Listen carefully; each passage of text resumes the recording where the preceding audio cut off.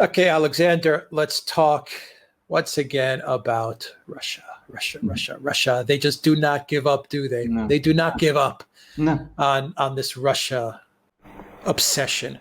So here is the latest hoax now being sprung upon us. I will read you four headlines from the mainstream media and one headline from RT.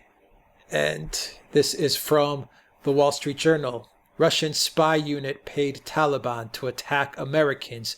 U.S. intelligence says bounties paid by GRU are disclosed as U.S. plans troop drawdown. Taliban peace plan. That's from the Wall Street Journal. From the most trusted source in news, CNN. Anyway, I can't say without laughing. Russian intelligence officers offered cash rewards to Taliban fighters to kill U.S., UK troops in Afghanistan. Source says Russian intelligence officers for the military intelligence GRU recently offered money to Taliban militants in Afghanistan as rewards if they killed U.S. or UK troops there. A European intelligence official told CNN. So UK troops as well via a European intelligence official. From the New York Times, which originally broke this story, Russia secretly offered Afghan militants bounties to kill U.S. troops, intelligence says. The Trump administration has been deliberating for months about what to do about a stunning intelligence assessment. And let me just adjust what I said. I said the New York Times broke this story. I think I should probably say the New York Times made up this story. So let's go to The Guardian, our favorite source in the UK, The Guardian. Outrage mounts over report Russia offered bounties to Afghanistan militants for killing U.S. soldiers. Fierce response from top Democrats after U.S. intelligence finding was reportedly briefed to Trump in March, but the White House has yet to act. And from RT to get the other side of this narrative, fake story on Russians paying Afghans bounty to kill Americans. Latest example of appalling U.S., UK media coverage of Russia. Once again, Alexander, we got Russia. Once again, we have U.S. intelligence sources. Once again, we have UK intelligence sources, anonymous sources at that. Where have we seen this before? Well, we've been seeing this for the last 4 years, ever since Donald Trump emerged on the political scene. And this is what it's all about. It's ultimately not about Russia at all. It's about Donald Trump, and the Russians have been dragged in again. Let's just, and what one does almost hesitates, to discuss the story itself. But let's just talk. I just can't take it anymore. Let's just ask a few simple, and I would have thought the world is burning. The world is burning, and they're stuck on this. I know. Let's just ask a few simple and obvious questions, which I think blow the story apart immediately. Why would the Russians pay the Taliban to kill American soldiers when the Taliban have been spending the last 20 years killing American soldiers? I mean, it's hardly, I mean, the Taliban doesn't need to be encouraged by the Russians to kill American soldiers. They don't need bonuses from the Russians to kill American soldiers. They have already been doing it. They've been doing it enthusiastically whenever they can, at every opportunity, for the past 19 years, ever since the United States intervened in Afghanistan in the aftermath of 9/11. So, I mean, already that seems to me, completely shaky premise. I mean, why would the Russians want to spend their money to get the Taliban to do what the Taliban are already doing? I mean, it doesn't make any kind of sense. Now, that's one thing. Secondly, the source of this story, and, if it wasn't completely made up, which, by the way, it may have been, I mean, it's quite likely it probably was completely made up, but it's attributed to interrogations of Taliban prisoners of war and Afghan criminals by the Afghan security forces people who we know always follow, careful procedures, who never make up stories themselves, who are, entirely unimpeachable. So, I mean, already that's the second element to all of this. But the third thing is, and this is where I find it really gets really bizarre, is that these stories are being repeated as we speak. I mean, the British media is still full of, publicizing the stories, full of it. And the British angle about how British soldiers were targeted. But one of the central elements, about the central element of the original New York Times story, was that Trump had been briefed about all of this in March and had done nothing. Well, Donald Trump denies he was breached. Vice President Pence, who supposedly was also briefed, denies he was breached. And Radcliffe, who is the Director of National Intelligence and who should know, has come out and said that Trump and Pence were never briefed. So we know that part of the story is false. Given that that is one of the key parts of this story, why assume that any other part of it is true? The whole thing looks, frankly, fabricated, like so many other things have been. But, we're back to make-believe anonymous sources. I wonder whether that European intelligence officer was, perhaps his name was Christopher Steele. That's only a joke. That's a joke. I mean, why? Why is that a joke? It might even be true over all that. But I mean, we're back to the world of make-believe and fantasy and spinning absurd stories about connections between Donald Trump and Russia, because that's what this is all about. It's all about the election. It's all about smearing Donald Trump, making out that he's soft on Russia, that Putin is this evil, Blofeld, controlling Russia and the Kremlin, who has Donald Trump in his pocket. I mean, it's all about that old discredited story. We had the Mueller investigation, which went on for all those years, found that the whole thing was completely not true, that there was no legal collusion of any kind. We've seen the FBI, IG Horowitz coming forward, explaining why the Steele dossier was a load of nonsense. We've now had all this information coming out from Congress about, how all those people who were involved in Russiagate, people like, Susan Rice and all the rest, and the chief executive officer of CrowdStrike have come along and admitted that there's no actual evidence of any collusion between Donald Trump and the Russians. And yet here we are again, once more, Donald Trump in the pocket of Vladimir Putin, sits back and lets the Russians bribe the Afghans, the Taliban, to kill Americans. It's just leaves you speechless. As you said, how often does this have to be disproved before it is finally accepted as untrue? How often do we have to, see how these so-called anonymous sources are compulsive liars, because that's what they are, before we accept, if they even exist, by the way, which sometimes I do wonder about, before we stop giving any credence to them. Never, it seems, at least not while Donald Trump is a political force in the United States and in American politics.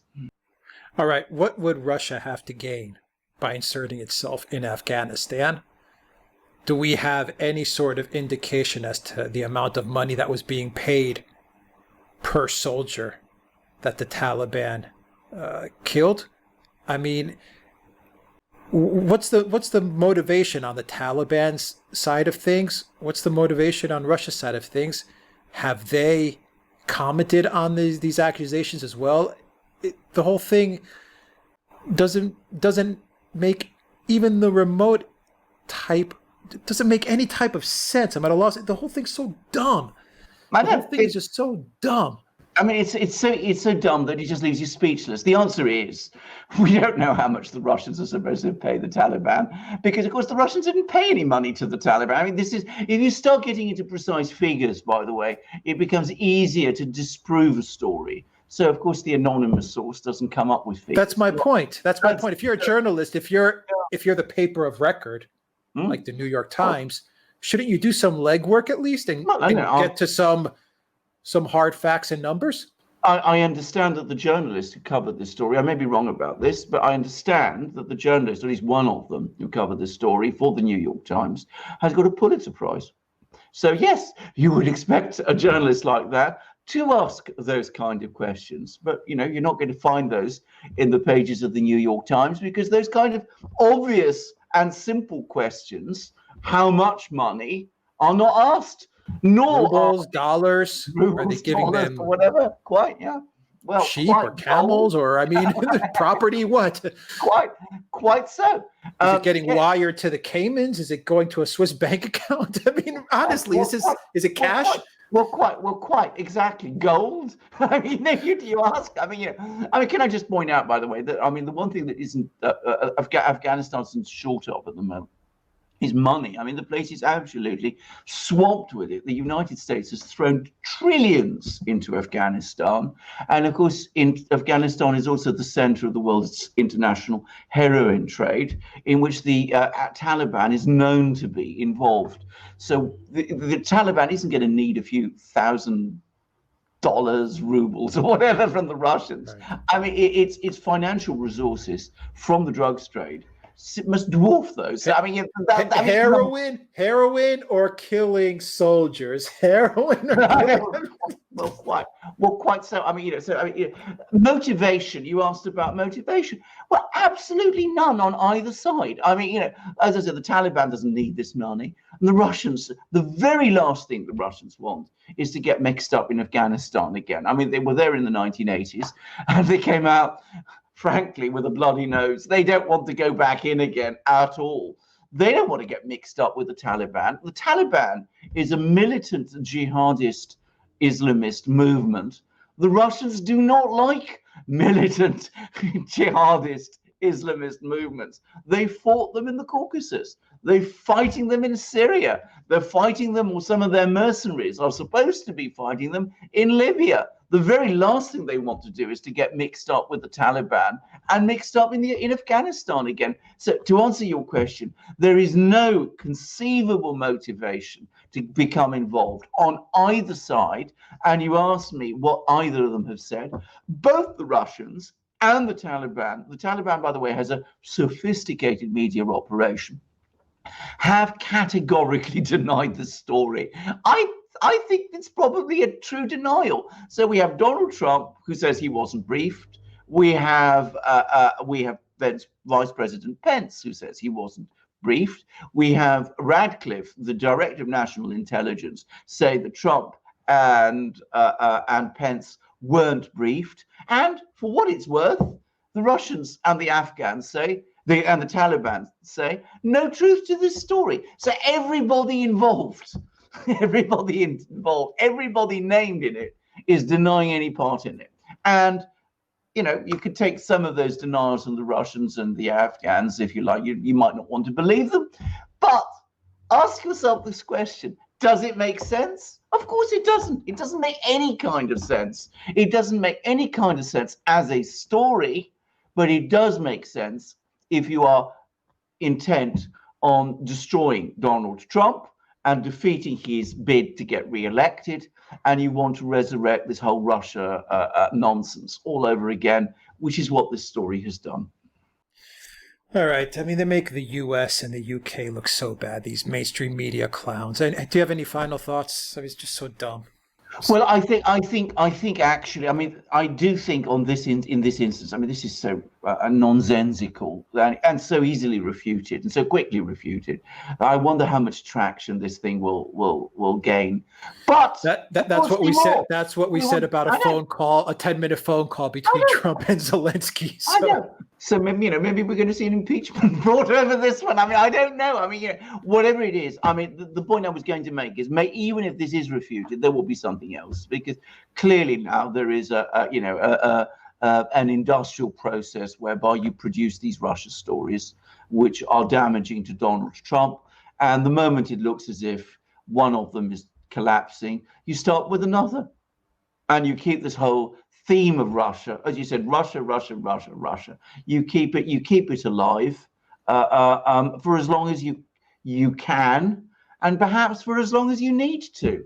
And I'm going to say something else. It's long overdue that Republicans, and I'm not just talking about Republicans in Congress, I'm talking about Republicans like John Solomon and Sarah Carter, understood themselves that these Russia stories have no basis in reality. The Russians are not involved. They did not concoct Steele's dossier. They did not set up Russiagate for any kind of reason. The Russians are just not a part of this. The Democrats are. The deep state in the United States is. The media is. The deep state in Britain is. The British media are. The Russians themselves are just a cipher. They're a fiction. They're just part of a spy story which has no substance. Yeah. All right. We'll leave it there. Alexander Mercouris, editor-in-chief of the Duran. Thank you very much, guys. If you like this video, click on the subscribe button down below. Click on that notifications bell. Smash that like. Go to PayPal, Patreon, and subscribe star. And please donate to our channel. Your donation really helps us out a lot. And visit the Duran shop. Pick up some merchandise. We've got all kinds of new mugs and T-shirts. And Alexander, you have some of our first mug editions. I certainly do. Though I'm going to be getting, I hope very soon, some of the new products, which are amazing. They are absolutely spectacular, and you should go to our shop and see what they are. But I'm going to point to the ones I have, because these are such incredible high quality items.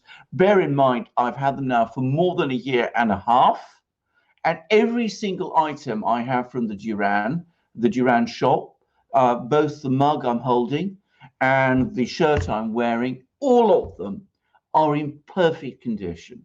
And the reason they're in perfect condition is because when we first talked about setting up the shop, Alex took the decision then and there, which we all supported, that we would go for absolutely top quality. So these mugs, which are the best mugs in the world, they are amazing mugs. They're capacious. They are perfect for drinking your tea and coffee and hot chocolate and beer and champagne from. You will see not a single mug that I have, not a chip or a crack or a sign of discoloration on it anywhere. And they're wonderful to hold, and they're light and they're strong and they're perfect in every respect. And the shirts, 100% cotton, not a stitch has come loose, not a hole. Nothing. They've been, they've been worn heavily. They've been worn on slopes in the Alps, along the, in the Peak District, in Dartmoor, on long walks, at social occasions. They are all as good as new. And that, when you think about it, is remarkable. When, especially if you're as hard wearing on your clothes and your mugs as I tend to be. So, I mean, that is a true sign of quality. And can I just say, our shirts, quickly to remind our viewers, they're all 100% cotton. They're all beautifully made. They're incredibly stylish. We have T-shirts, short sleeved and long sleeved. We've got V-neck shirts, and we've got really stylish and amazing polo shirts. And we've also got hats and hoodies and stickers. And we are going to have an extraordinary and wonderful range of new things. In fact, we already have. All you need to do is go to our shop. You will see things starting to appear there. You cannot not be the owner of these great items. And remember, you support the Duran when you come to our shop and buy them also. And like every other independent media channel and website, we come under a huge amount of pressure, which is intensifying all the time in the run up to the election. So, we need your support to keep going. So come to our shop, buy these great things, look out for these great new products. You're buying amazing quality, and you're supporting the Duran also. So don't hold back. Alex will tell you how. Just go to theduranshop.com. You'll find a link in the description box down below. Alexander Mercouris, editor-in-chief of the Duran. Thank you very much. Until next time, everybody, take care.